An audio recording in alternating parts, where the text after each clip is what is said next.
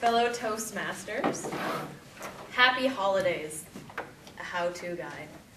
I'm going to indulge you a little bit. I'd like you to close your eyes maybe, not focus on me and what it is that I look, but just focus on what it is that I'm saying. Think about the holiday season that's upon us.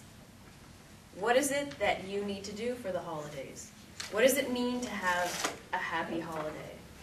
What kind of expectations come up? What kind of gift giving do you need to do? What kind of traditions are associated with your holidays?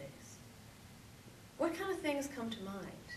I would like you just, the first word that comes to your mind, just say it out loud. Stress. Thank you. Stress. I think that's one thing that we can all agree on.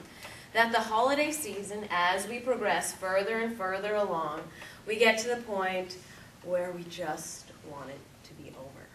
And I think that's so interesting and a little bit sad, because the holidays are supposed to be a joyous occasion. We get together with family and friends that perhaps we don't get to see on a day-to-day basis. It should be a celebration, not filled with stress.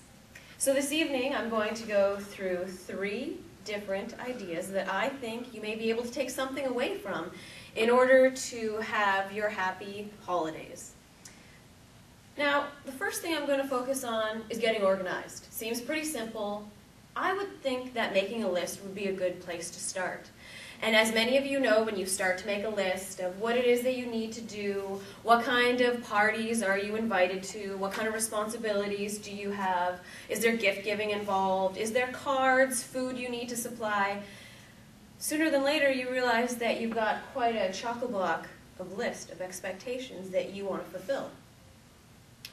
I got some great advice from my father not too long ago. He said, whenever you make up a list, as soon as you're finished, the first thing you should do is cross out 15 to 25% of it. I thought that was fabulous. Because right off the bat, not only do you have the sense of, oh, I don't need to worry about that anymore, you're realistically setting yourself up for being able to accomplish all of the goals that you're setting out to. So for starting a list for myself, I had to look at gift giving, I had to look at cards that I like to send out. I'm the type of person that I really show that I care through food, so cookies and different baking that I'll be sharing with others. I like to do something a little bit for my students and for my colleagues. We're going to be traveling to my husband's side of the family, so that means all of my side of the family gifts need to be taken care of before we travel. And then there's also the wonderful SFO on December 24th that is going to be exceptional to look forward to. So I've decided in getting organized that I'm not checking any luggage. So that's one thing I've looked at, that to try to make things a little bit more easier for myself. Which kind of brings me into the second point, which is relying on others. If you go back to that list you made and tried to figure out some kind of schedule and all of the expectations that you have, how can you work it out so that you're not taking it all on yourself? One example for myself, my husband and I decided that we were going to divide and conquer with gifts. I'm responsible for the Stewarts, he's responsible for the Reeds. Because we made this decision a little while ago, I actually started doing all my shopping. I'm done with all of my Christmas shopping. It's been packaged and shipped. I got an email today saying that it arrived. And I said, great, don't open it for a couple months. So I think that being able to rely on others in that way can be very helpful to try to alleviate some of that stress.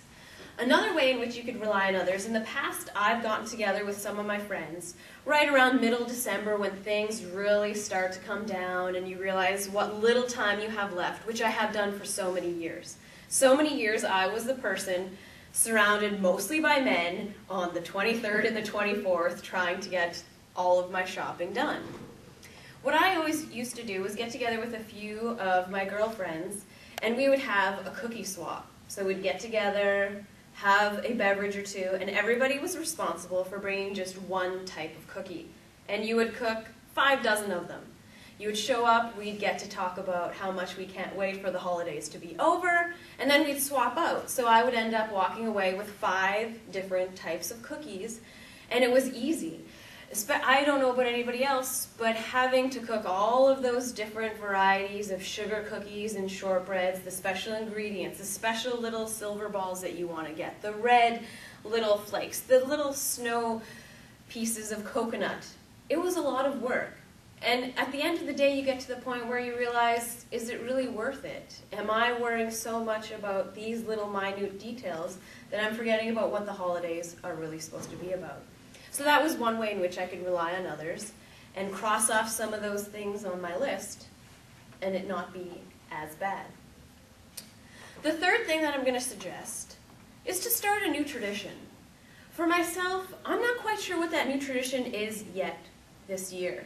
But I think it's important that, yes, some things, we've had in our lives since we were young children around the holidays, and it means a lot to us. But I think it's important not to get stuck in the way it always has been, and maybe opening ourselves up to something new.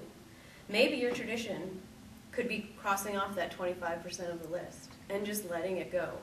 Maybe the new tradition can be doing something like the cookie swap that I did in the past. Maybe your new tradition can be going ahead and, like my husband is doing, is shipping all of the gifts to the people. Even though we'll be staying at certain individuals' houses, he has decided to ship everything to them.